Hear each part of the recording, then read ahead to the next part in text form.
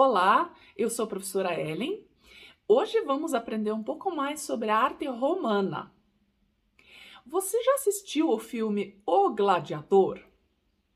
Nesse filme, Maximus é um bravo guerreiro perseguido pelo enciumado filho do imperador. Uma vez demitido do cargo, separado violentamente da família, ele precisa lutar pela vida como gladiador nas arenas do Império Romano. E você conhece o Coliseu? Uma arena onde eram feitas essas lutas de gladiadores? Quando falamos em beleza clássica, nos referimos ao período greco-romano da Antiguidade Clássica, quando duas culturas se fundem. Enquanto os gregos eram racionais, os romanos eram práticos, eficientes e organizados. Enquanto os gregos eram escultores e arquitetos, os romanos eram retratistas e engenheiros. Enquanto os gregos buscavam a beleza, os romanos buscavam poder. Na arquitetura grega, as paredes eram feitas de pedra. Já os romanos usavam o concreto ou cimento. As construções importantes dos gregos eram os templos para os deuses, e dos romanos eram os prédios cívicos. O ideal de corpo humano dos gregos eram os deuses e atletas das Olimpíadas, enquanto para os romanos eram os gladiadores e soldados. O tema prioritário dos gregos era a mitologia e dos romanos os triunfos militares. As esculturas típicas dos gregos eram deuses idealizados e dos romanos autoridades realistas. Os gregos se divertiam com o teatro e os romanos com as lutas dos gladiadores. Os gregos consideram importante o conhecimento e os romanos o domínio. Os gregos criaram a filosofia e os romanos criaram o direito. A frase referência dos gregos era "conhece-te a ti mesmo", e dos romanos era "a lei é dura, mas é lei". Os romanos sofreram influência dos gregos na representação de um ideal de beleza e dos etruscos na expressão da realidade vivida.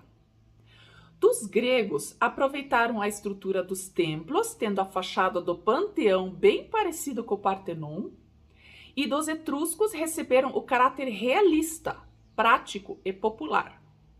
Sua arte refletia os feitos militares e políticos, sendo, portanto, sua temática histórica. A arquitetura. Surgem dois elementos importantes: o arco e a abóbada, que distribuem o peso do telhado para as colunas.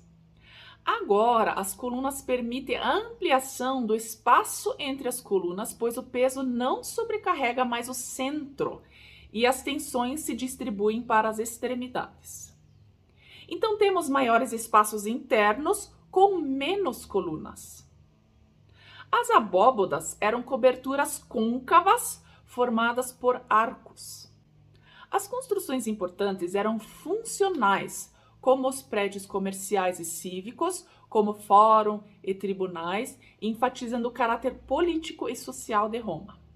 E também construíram termas, praças, ginásios e templos. Os romanos procuravam a solução para muitos problemas. Por exemplo, o aqueduto, que quer dizer condutor de água, era uma estrutura em declive contínuo que coletava a água da chuva da periferia e conduzia até a cidade com a força da gravidade. A coluna de Trajano era uma coluna de comemoração de vitórias para homenagear os heróis. Conta a história da guerra e do imperador. As colunas foram inspiradas nos obeliscos egípcios. Desenrolando a espiral dessa coluna, representa mais de 200 metros de escultura em baixo relevo. Construíram o Coliseu. Ao contrário do teatro grego semicircular, a planta desse teatro tem um modelo circular ou elíptico, chamado de anfiteatro, e lembra a estrutura dos estádios de futebol. Era muito maior que os teatros gregos e destinava-se principalmente para a luta dos gladiadores, que poderia ser assistido de qualquer ângulo.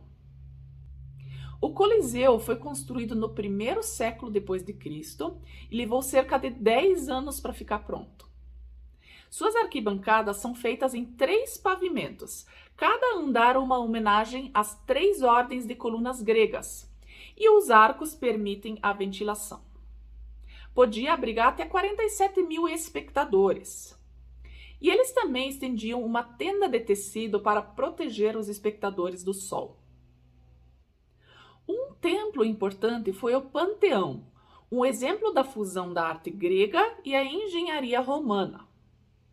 A frente era parecida com o templo grego, mas o corpo do Panteão é um cilindro construído com um tipo de concreto ou cimento que tem as 3 alturas dos arcos do Coliseu, porém tapadas.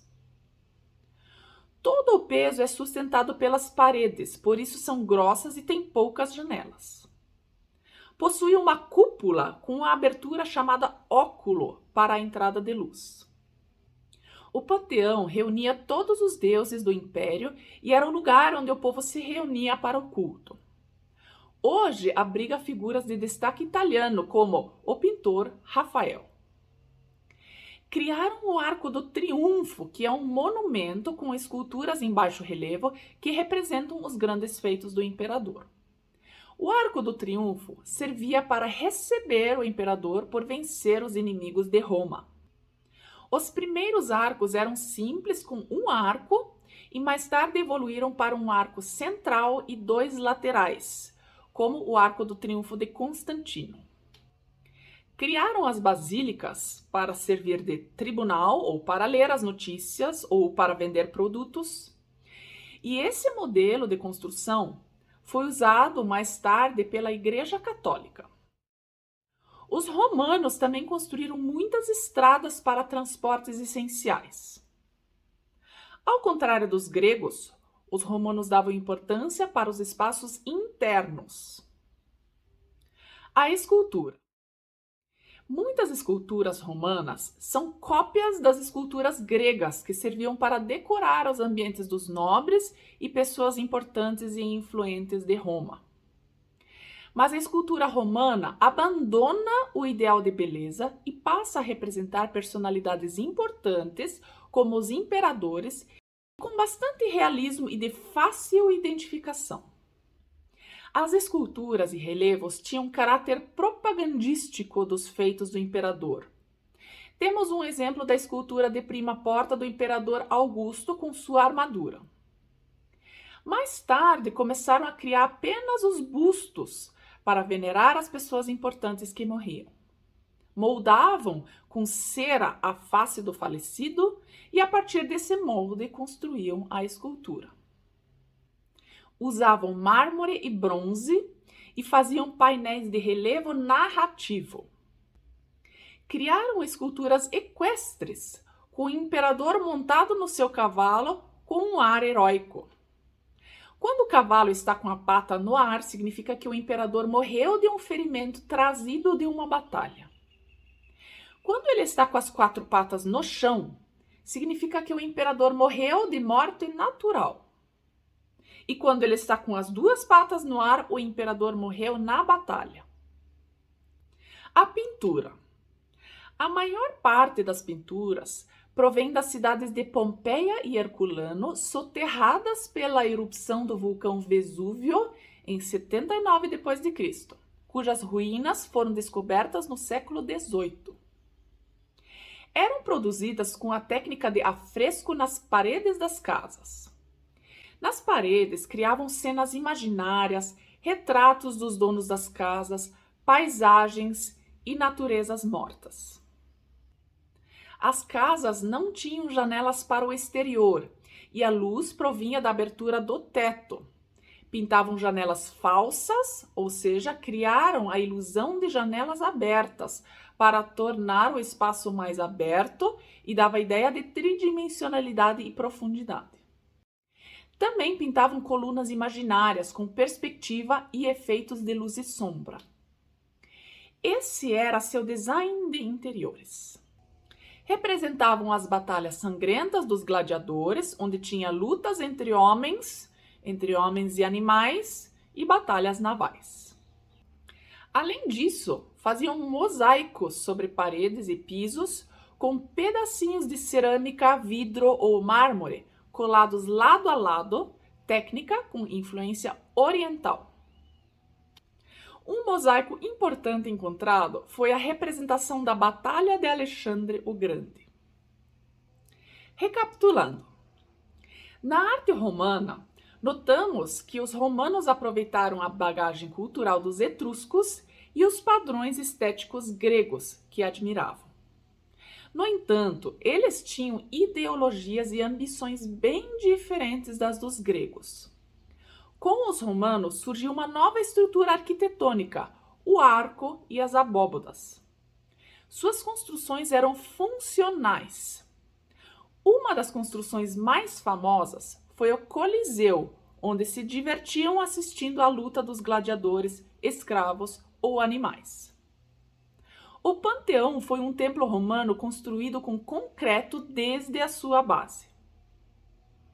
As esculturas apresentam um caráter propagandístico, representando os imperadores de forma realista. Criaram os bustos e as esculturas equestres.